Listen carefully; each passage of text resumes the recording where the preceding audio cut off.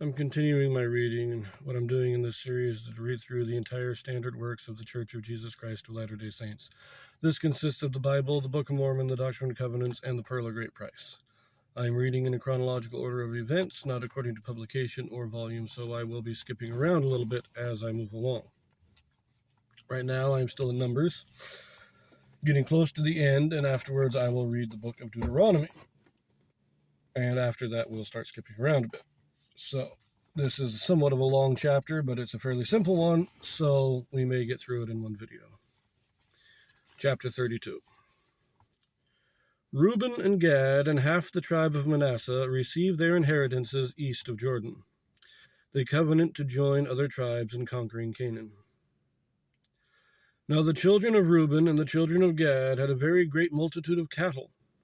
And when they saw the land of Jazer and the land of Gilead, that behold, the place was a place for cattle, the children of Gad and the children of Reuben came and spake unto Moses and to Eleazar the priest and unto the princes of the congregation, saying, Ataroth and Dibon and Jazer and Nimrah and Heshbon and Elialah and Shebem and Nebo and Beon, even the country which the Lord smote before the congregation of Israel, is a land for cattle, and thy servants have cattle. Wherefore said they, if we have found grace in thy sight, let this land be given unto thy servants for a possession, and bring us not over Jordan. You remember? Well, I don't know if you remember. The land east of Jordan was more of a plain, and the land west of Jordan was the mountains that would then slope down to the Mediterranean. And the plains would have been better for the raising of cattle than the mountains. So, but you might remember that the Lord promised Abraham the land of Canaan, which is the land west of Jordan, not the land east. So this request is asking, they've conquered this land already. And Gad and Reuben are asking that this land be given to them instead of the land that was promised to Abraham. Let us continue, verse 6.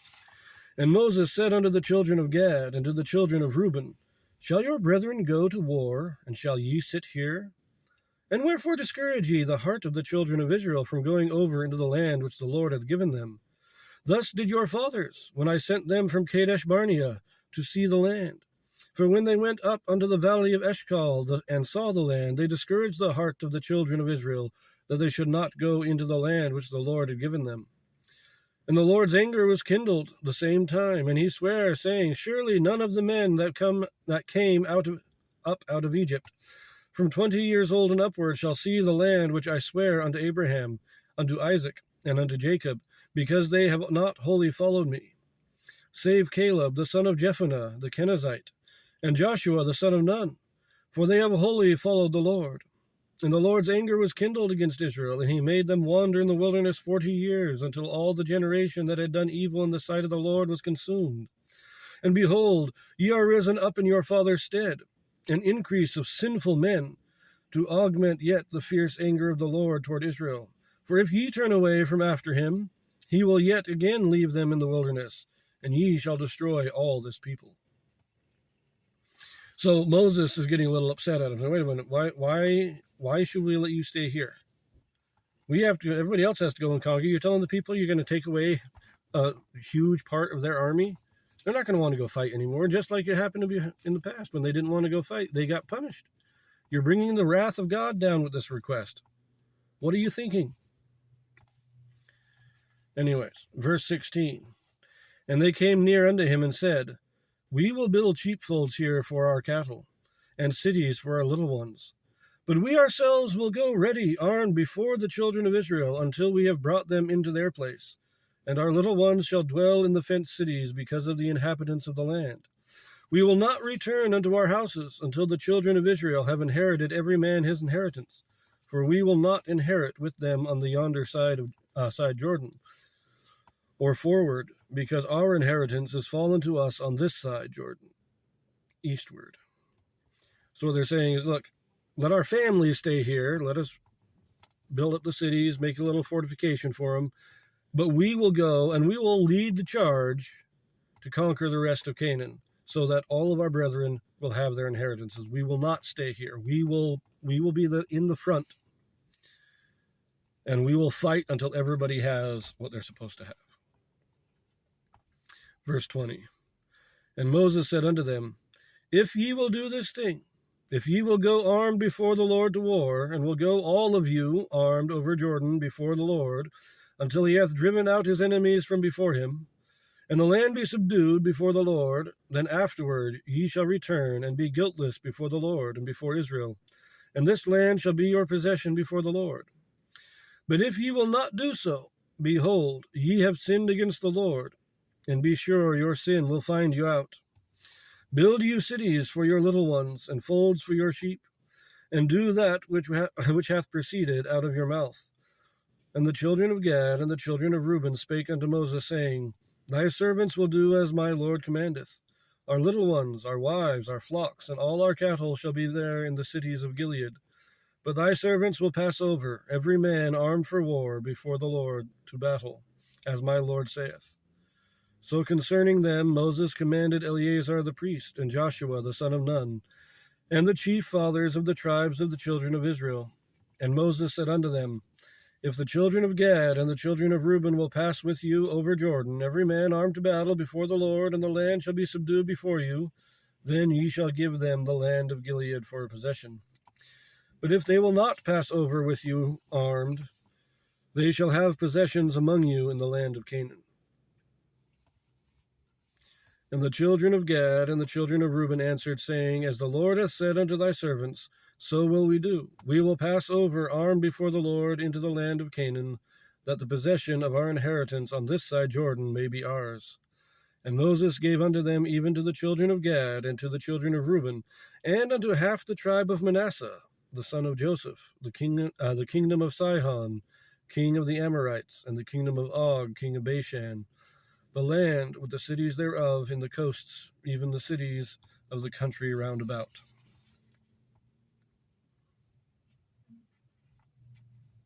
So, I like this. They say, no, we'll go in there, we'll lead the charge, make sure everybody gets what they want, but we want this land. And Moses says, yeah, hey, if you're willing to go in there and fight with everybody else, then you can have this land. But if you don't go and fight, well, then you're going to have to carry the sin, and God's not going to be happy with you. And they said, hey, as long as we can get the land, we'll do exactly that. But I also, Moses knows he's not going into the promised land. He knows he's not leading the charge. And so he tells Eleazar and Joshua and the other leaders, because they're going to be the ones leading the people over Jordan. And he says, look, if Reuben and Gad go with you, then let them have this land. If they don't go with you, then they can't have this land. They have to stay in Canaan. That's their punishment. If they don't fight to conquer Canaan, then they don't get the land of their choosing. They have to take land with everybody else. And everybody agrees to it. But Moses, Moses is setting this up. He's saying, look, I'm not going to be going with you. You're going to have to make sure that this happens. That's what he's telling Eleazar and Joshua. He's saying, you're going to have to make sure that this happens because I'm not going with you. Let's finish this out. Verse 34. And the children of Gad built Dibon and Ataroth and Aroer and Atroth and Sophan and Jazer and Jogbehah and Beth Nimrah and Beth Haran, fenced cities and folds for sheep. And the children of Reuben built Heshbon, and Elealeh, and Kirjathaim, and Nebo, and Baal Meon, their names being changed, and Shibma, and gave other names unto the cities which they builded. And the children of Machir, the son of Manasseh, went to Gilead, and took it, and disposed the Amorite which was in it. And Moses gave Gilead unto Machir the son of Manasseh, and he dwelt therein. And Jair the son of Manasseh went and took the small towns thereof, and called them Havoth Jair. And Nobah went and took Kenath and the villages thereof, and called it Nobah after his own name. So they completed the conquest of the Amorite peoples on the east side of Jordan. And now I do find it interesting that the whole issue was brought up by Reuben and Gad. But when Reuben and Gad got permission, a few sons of Manasseh came, hey, whoa, if some of us can stay over here, we'd like to have this land ourselves. We'd like to have this portion. And you'll note, Reuben and Gad are given the portion that was already conquered. Manasseh had to go and conquer some. The families of Manasseh still had a little conquering to do before they could claim their portion east of Jordan. But they all did it. They went and they did it. They conquered their portions. And it's all being set up now. Moses is preparing Israel for crossing Jordan at this point. And that's the entire book of Deuteronomy is all about Moses giving his last words to Israel to prepare them for their final conquest of Canaan.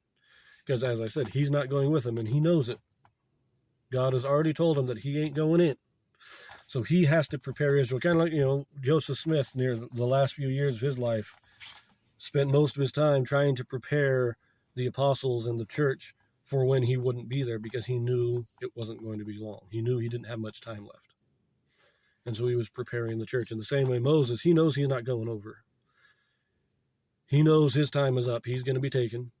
And so he has to make sure that Israel is prepared to do what they need to do when he's gone. So that is that chapter, and we'll see you in the next one.